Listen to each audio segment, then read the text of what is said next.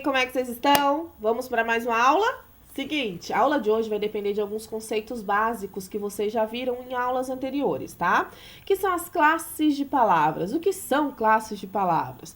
Classes de palavras é toda vez que eu tenho uma classificação da função ali da minha palavra em determinada frase, oração ou texto, tudo bem? Lembre-se disso. Tem até um acrônimo que eu criei para que a gente lembre com mais facilidade, né? Para que vocês não esqueçam de forma alguma o que são essas classes gramaticais, o que é o Savant-Papik, tá? Lembra de Savant-Papik? É um acrônimo. Criei com cada uma das iniciais das classes gramaticais, formei lá Savant-Papik. Para quem não lembra dessa aula, dá uma olhada lá na aula Classes de Palavras ou Classes Gramaticais, que tá aqui no canal, clica lá, vai lá assistir com bastante calma, atenção. Tá bem simples, tá bem fácil para que vocês entendam, tá bom? De fácil entendimento. Hoje vamos focar numa classe gramatical específica, que nada mais seria do que o quê? O verbo, tá? O que seria um verbo? Toda vez que vocês perguntam para alguém, pode ser que algum professor, alguém que não tenha entendimento de línguas, por exemplo, fale que verbo é toda ação. Está mentindo? Não exatamente, mas a ação não é apenas a ação, tá? Pode ser uma ação como correr, fugir, matar, ação. Ou pode ser também estado, como ser, permanecer, ficar. Tudo isso são estados, tudo bem? Já quando eu falo em verbo, além do estado e da ação, pode ser que seja também uma mudança de estado.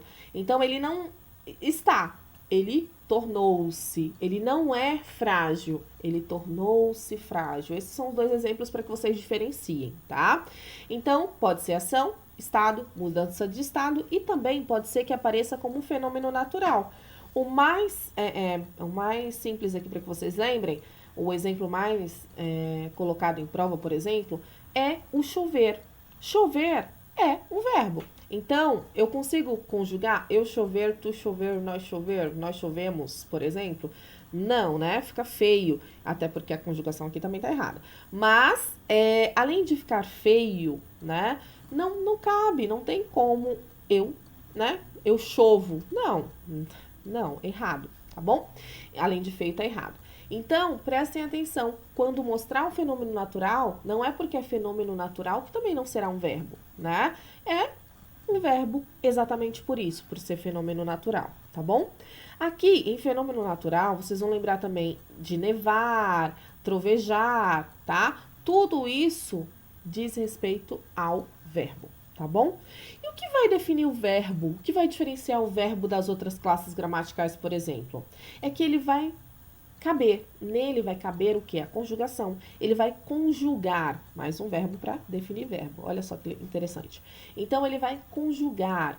De que forma ele vai conjugar? De que forma ele vai se flexionar? Ele vai se flexionar em modo, número, pessoa, voz, tá? E tudo bem, tudo isso a gente vai ver hoje na nossa aula. A primeira flexão, a primeira conjugação aqui, digamos, é de modo, como ele vai se mostrar, como ele vai se apresentar. Então, os modos verbais nós vamos ver em indicativo, que é quando se flexiona de acordo com uma certeza, ou subjuntivo, que é quando se flexiona de acordo ou de modo incerto, tá?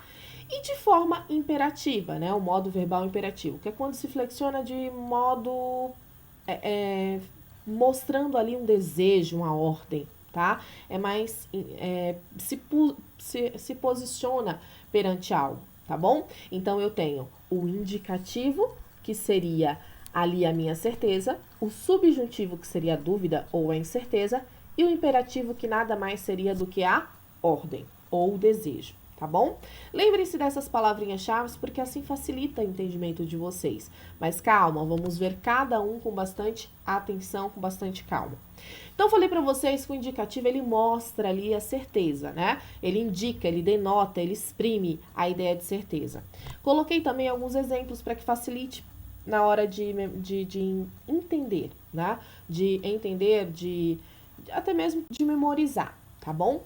Quando eu falo para vocês, ó, li algumas das obras de Machado de Assis, esse li é uma dúvida? Não. É certeza. Eu li todas? Não. Então, aqui eu estou marcando a indicação aqui, o indicativo é marcado aqui pelo verbo li.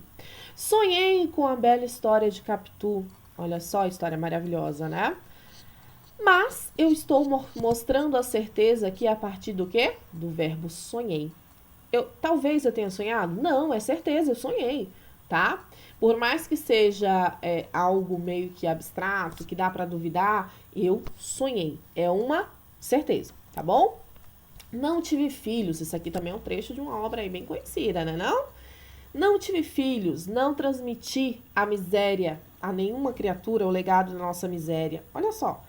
Que intenso. Mas tem aqui dois verbos que mostram o quê? Certeza. Por mais que esteja no negativo, tá? Eu vou ter também o indicativo, o subjuntivo, o imperativo. Todos eles aparecem na forma tanto afirmativa quanto na forma negativa. Então, não tive filhos, não transmiti a nenhuma criatura o legado da nossa miséria.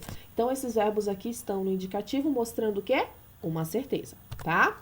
O próximo aqui é o subjuntivo. Lembra do que eu falei para vocês? Vai mostrar uma dúvida, uma incerteza. Coloquei também outras dois conceitos aqui para que vocês lembrem também. Uma condição ou possibilidade. Quando eu falo para vocês em dúvida, olha só os exemplos que eu coloquei. Talvez eu estude durante a noite. É certeza? Não. Mas eu estou dizendo que talvez eu estude. Aqui também vai depender de uma outra, né? Quando eu falo de condição, de possibilidade, depende sempre de outra palavrinha. No caso, tá dependendo do talvez para que eu entenda aqui a minha possibilidade, a minha condição, certo? Se você estudasse, ficaria impressionada com o resultado. É verdade isso?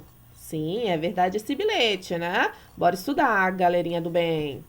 Mas, além de ser indireta, essa oração aqui, ela tá mostrando o quê? Que o estudasse e o ficaria são verbos de possibilidade, são verbos que estão no modo subjuntivo, tá? No modo de dúvida, de incerteza.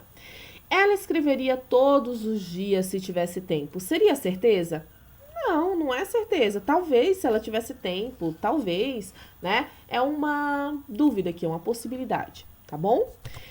No modo imperativo, como eu falei para vocês, é uma ordem, um desejo, né? Eu vou ter algumas palavrinhas, alguns verbos aqui que vão indicar sempre aquele obedeça, né? Obedeça sempre que possível. Qual seria esse? Coloquei 3 exemplos aqui para vocês também. Não briguem, senhoras, de acordo com a minha imagem, né? Sempre de acordo com a imagem. Não briguem, senhora. Ou fiquem com Deus, meus queridos, fiquem com Deus, né? É sempre um desejo, até mesmo no caso, não briguem, senhoras. É uma ordem. Fiquem com Deus é o quê? Nada mais é do que um desejo. Seja discreta. Eu estou pedindo algo, né? Então, esses verbos que estão aqui em negrito mostram pra gente o quê? Esse desejo, essa ordem, esse modo imperativo. O verbo em seu sentido imperativo. Ok? Então, sobre modos verbais, temos apenas esses 3. Vamos agora estudar as formas nominais do verbo. O que significa isso?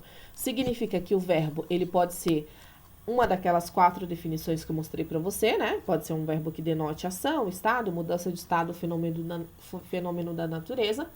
Pode ser que ele é, né? Na sua base original, ele é.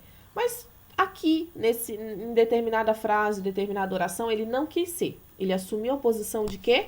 De nome. Mostram um sentido de nome, ok? Só para lembrar, as 3 classes gramaticais que assumem posição de nome, assumem função de nome. Substantivo, né? Que é o nome. O adjetivo, pode ser que funcione como um nome. E o advérbio também, ele pode assumir função de nome. Lembrem-se disso também, importantíssimo. E quais são as formas nominais do verbo? Eu tenho infinitivo, que será toda vez que vai apresentar ali para vocês a terminação com R. Então, toda vez que eu tiver o verbo terminando com ar, e ir, significa que a forma original do verbo, né? Significa que eu tenho um verbo no infinitivo. A forma nominal do verbo aqui é infinitivo. Exemplo, professora: correr, matar, fugir, buscar. Não termina com ar, e ir? Esse é o infinitivo, tá bom? Tenho também o particípio. Aqui, gente, nas formas nominais do verbo, fixem sempre a atenção na terminação de cada verbo. O particípio, por exemplo, eu vou ter que fixar a terminação em ado e ido. Professora, mas e o edo? Não tem, tá? Lembre-se aqui das 3 conjugações. A terminação em ar é a primeira conjugação, a terminação em ir é a segunda conjugação e a terminação em ir é a terceira conjugação. Mas, então por isso que o infinitivo tem ar, e ir. Mas o particípio, quando eu falar em particípio, ele não vai aparecer no edo. Exemplo, professora, vamos lá, vou dar exemplo sim. No infinitivo, o verbo correr, tá? No particípio, o verbo fica corredo? Não, fica corrido, entenderam? O verbo matar, com a terminação de ado do particípio, fica matado. Comer fica, não fica comido, né? Fica comido. E fugir fica fugido, entenderam? Então, toda vez que eu tiver o particípio, eu vou ter apenas essa terminação ado e ido. Se não entender, manda mensagem, tá? Comenta aqui embaixo do vídeo ou manda mensagem lá pela nossa plataforma, tá bom? Infinitivo, particípio. E também eu tenho o gerúndio, né? Aquele que vocês adoram, vou estar comentando, estar comendo.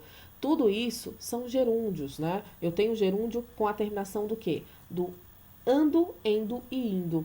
Vejam, aqui eu tenho as 3 conjugações, as 3 terminações. O ar, e o ir. Aqui tem apenas 2. O edo, aliás, o ado e o ido. Não tem o edo. Aqui eu já tenho as 3. O ando, o endo e o indo. Então, o cantar virou cantado, que virou cantando. Vejam, eu preciso que vocês diferenciem esses 3, tá? Então, os nomes, eles não são mais...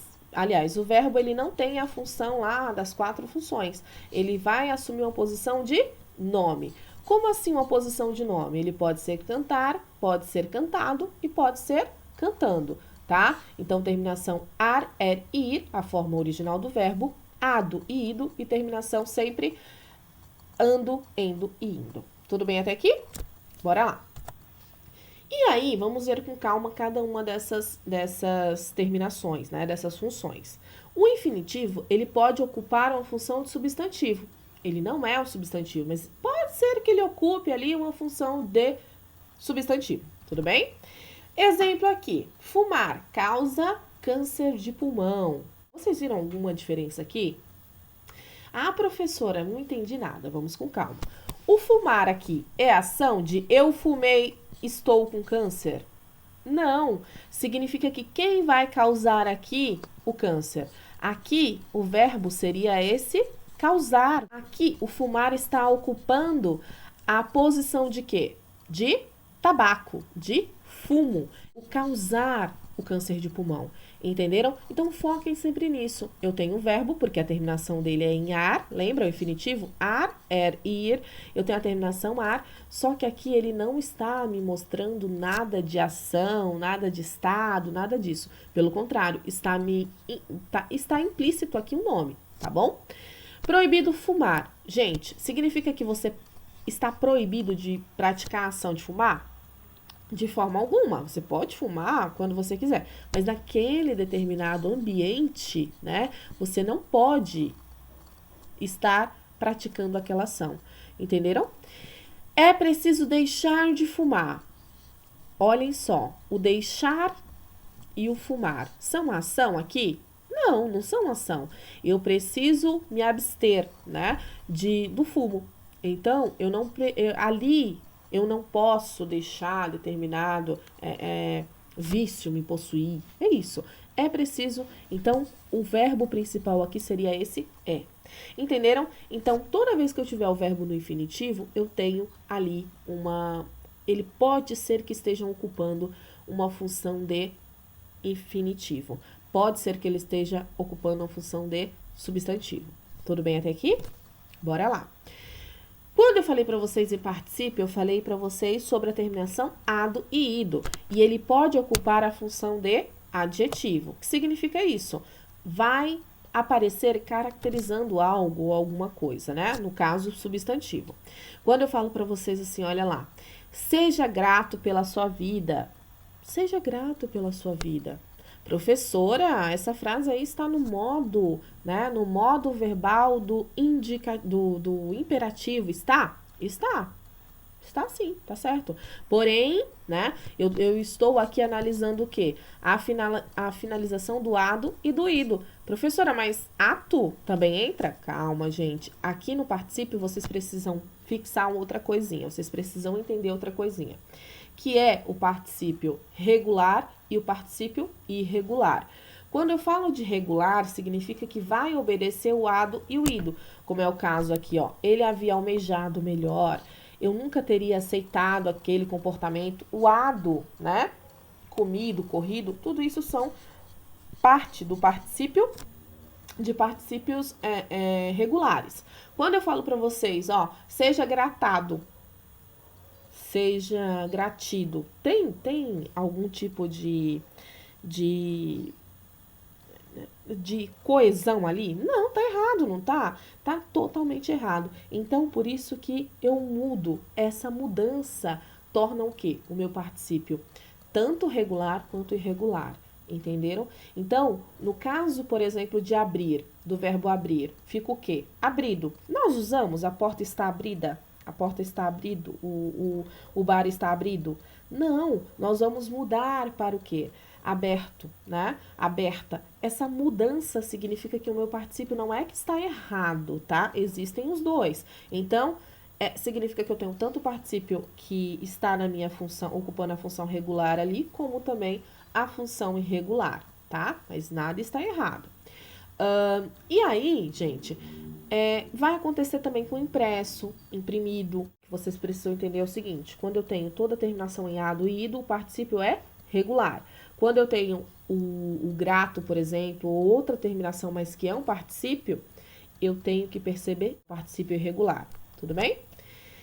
E também, para finalizar aqui, falei para vocês que tem o gerúndio, né? A forma nominal do verbo chamada gerúndio. O que é o gerúndio? Ele pode ocupar ali a função do adjetivo ou do advérbio. Ele não é adjetivo ou advérbio, mas ele vai ocupar a função de adjetivo ou de advérbio. Por exemplo, estarei ligando. A Alice acabou recebendo a ligação. Acabei esperando mais que o desejado. Lembrem-se, o gerúndio é todo aquele verbo que esteja na terminação ando, endo e indo. Tudo bem? Fácil de identificar, né? E aí, com isso, nós temos também a flexão em tempo verbal, né? Eu posso conjugar o meu verbo, flexionar o meu verbo em modo, em forma, nominal do verbo, né? E também em tempo. E quais seriam esses tempos? Eu tenho o tempo presente, né? Que é o agora, esse momento é um momento atual. Tenho o pretérito, que nada mais é do que o passado, tá? E tenho também o futuro, que é o que vai acontecer ainda, né? Aquilo que ainda não foi concluído. Não está em conclusão, está em planejamento, tá bom? Uma coisa importante para vocês. O presente, o pretérito, o futuro, eles apresentam o pretérito futuro, na verdade, eles apresentam algumas classificações, tá? O presente não, porque é o agora, é o momento exato que eu falo algo, que eu pronuncio, que eu faço, que eu pratico ali o verbo, tá? Então, vocês precisam prestar atenção nisso. O presente é o momento atual. Então, por isso que não vai ter nenhuma subcategoria. Já o pretérito, não. Ele apresenta 3 classificações, tá? O perfeito, pretérito perfeito, né? Que é algo realizado com muito sucesso. Então, quando eu falo para vocês, olha, li, chorei, falaram, buscaram, tudo isso foi concluído com sucesso. Então, o pretérito, ele é perfeito. O pretérito imperfeito, que não aconteceu com tanto sucesso assim, né? Ainda está incompleto. Cantava, buscava, namorava, chorava. Eu não sei até onde foi isso, né? Então foi algo incompleto. Mais que perfeito, algo anterior ao acontecimento realizado com sucesso. Então lembrem-se, aqui eu vou ter que buscar o contexto da coisa. Ao te encontrar, mentira sobre a situação real. Ó, ao te encontrar, Eu sei quando eu encontrei? Sei, né? Aquele momento ali foi finalizado com sucesso.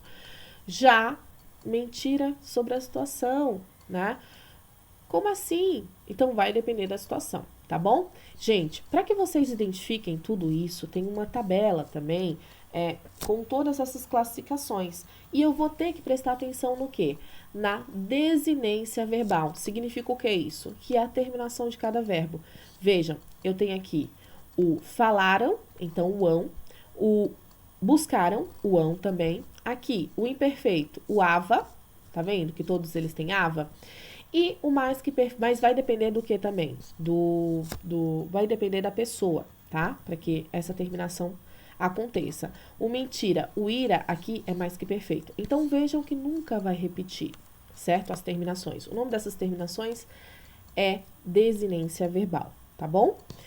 Já o futuro, gente, então, ó, um foi concluído com sucesso no pretérito, o outro é o imperfeito, não foi concluído, está incompleto, tá? E não sei quando acabou exatamente. O mais que perfeito foi algo realizado antes do que foi concluído com sucesso, tá bom? Então, acontece aqui, antes do perfeito, tá? Já no futuro, lembrem-se, é algo que está em planejamento. Então, eu tenho o futuro do futuro e o futuro do pretérito.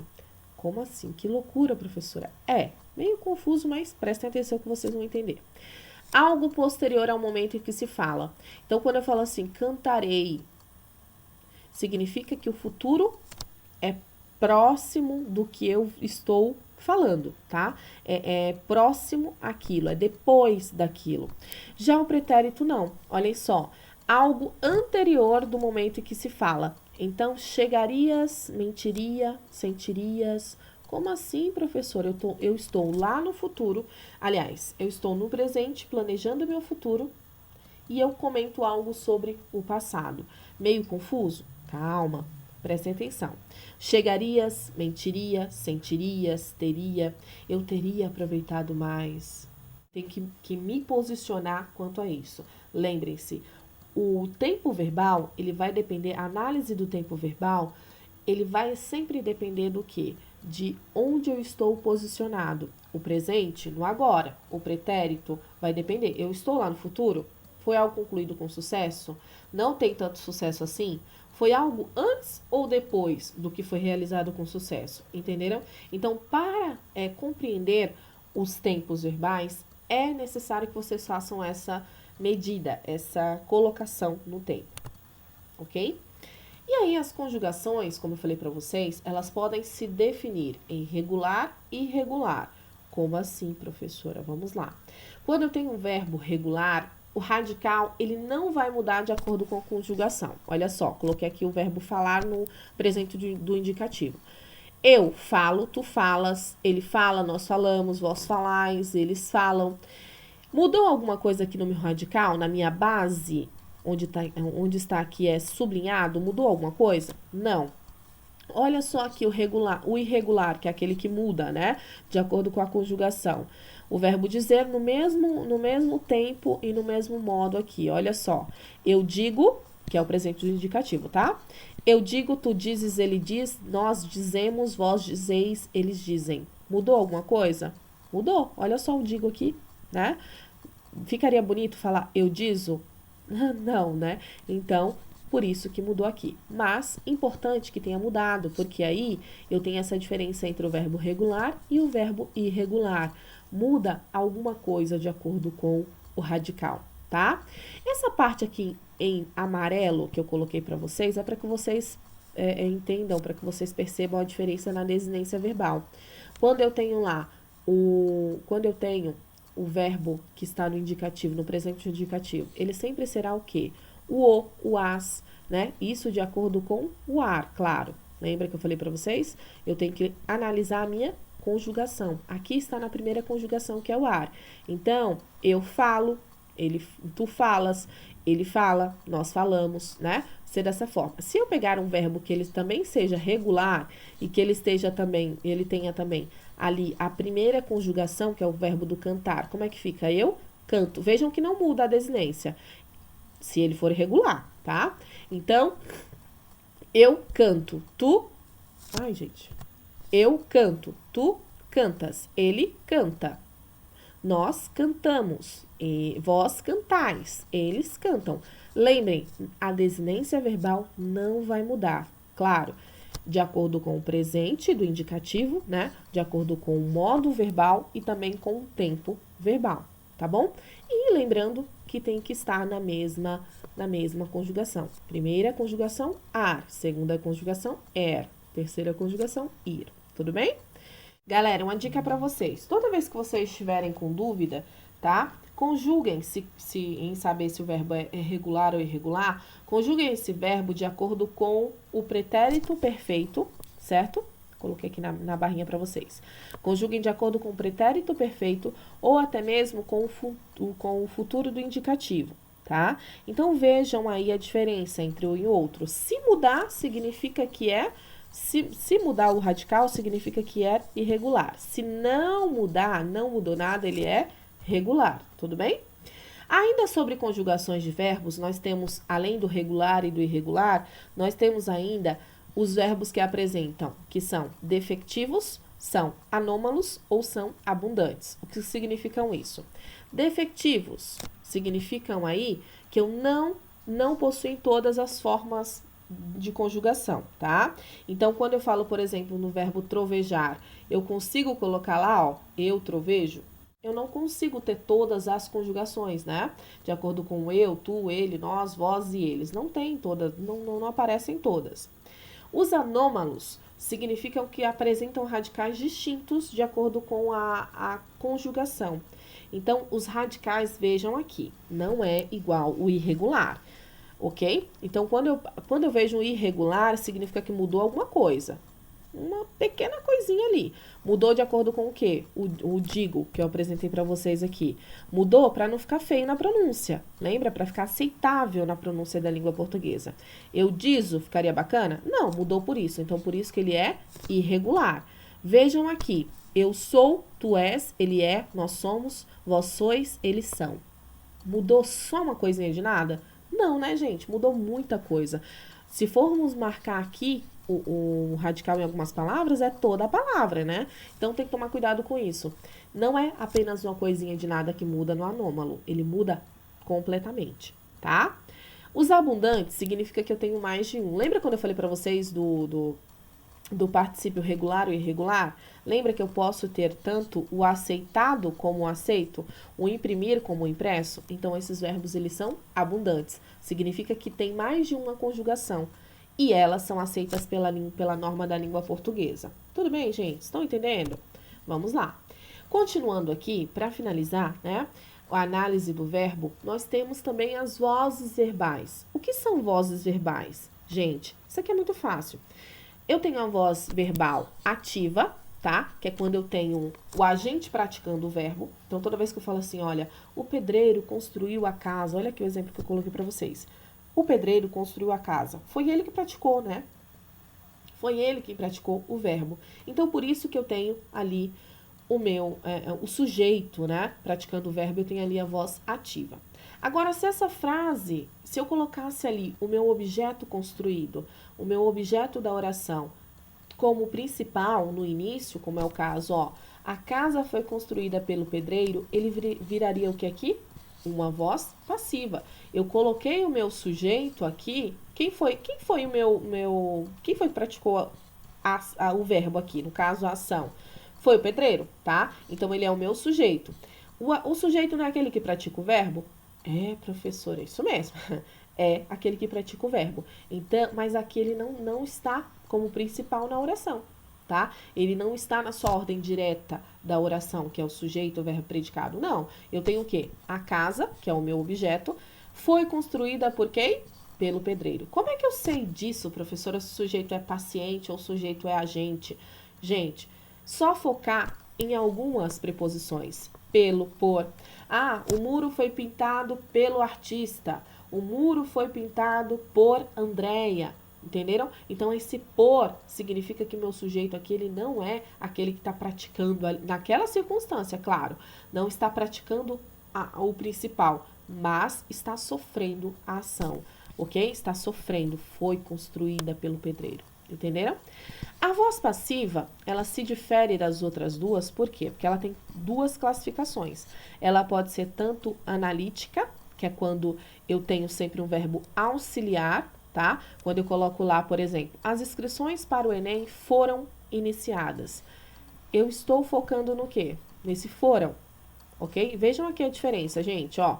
Pelo pedreiro, foi construída. Foi construída, eu tenho o verbo auxiliar. Como assim verbo auxiliar, professora? Ai, meu Deus, não pira, gente. Vamos lá. Sem loucurinha, tá? Sem loucurinha. Foca aqui. A casa foi construída. Qual é a minha ação principal?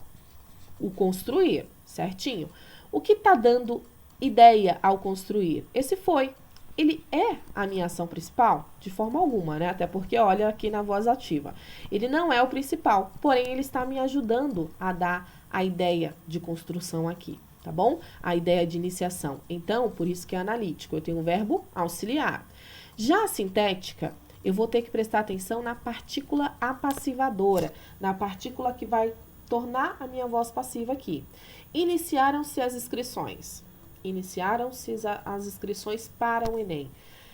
Alguém iniciou? Alguém iniciou. Então, voz ativa. Iniciaram-se as inscrições para o Enem. Alguém está sofrendo alguma coisa aqui? Sim, as inscrições foram abertas, né? Então, eu tenho que prestar atenção no quê? Na voz passiva, né? O sujeito é paciente, o sujeito é paciente do verbo, está sofrendo aquilo que o verbo está mandando, né? E também tem a partícula apassivadora do ser, tá bom? Já na voz reflexiva, o agente aqui, ele pratica e recebe ao mesmo tempo. Olha só que interessante. Eu tenho alguém que...